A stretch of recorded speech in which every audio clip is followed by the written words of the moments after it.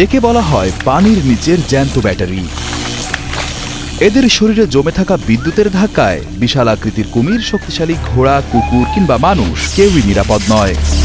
চোখের পলকে বড় বড় প্রাণীকে ধরাশায়ী করতে সক্ষম প্রকৃতির এই বিস্ময়কর প্রাণীটির নাম ইলেকট্রিক ইল।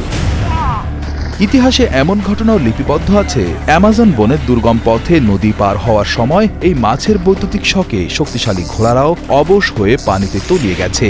এমনকি কুমিরের মতো শক্ত চামড়ার প্রাণীও এর হাই ভোল্টেজ শকের কাছে হার মানতে বাধ্য হয়। যদিও নামের সাথে ইল শব্দটি আছে, কিন্তু জীববিজ্ঞানের ভাষায় এটি আসলে এক ধরনের নাইফ ফিশ বা ছুরি মাছ।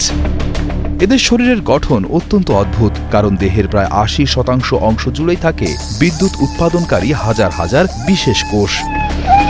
এই কোষগুলো এক একটি ছোট ব্যাটারির মতো কাজ করে এবং প্রয়োজনে সব একসাথে কাজ শুরু করলে ৬০০ থেকে ৮৬০ ভোল্ট পর্যন্ত বিদ্যুৎ উৎপন্ন হতে পারে। বিষয়টি কতটা ভয়াবহ তা বোঝার জন্য বলা যায়, আমাদের বাসাবাড়ির বৈদ্যুতিক লাইনে থাকে ২২০ ভোল্ট, অর্থাৎ এই মাছটি তার চেয়ে প্রায় ৪ গুণ বেশি শক্তিশালী শক দিতে পারে।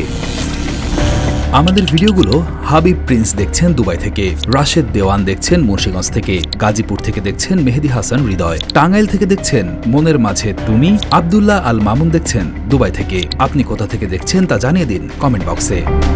শিকার ধরা বা শত্রুর হাত থেকে বাঁচতে এরা উচ্চমাত্রার ভোল্টেজ প্রয়োগ করে।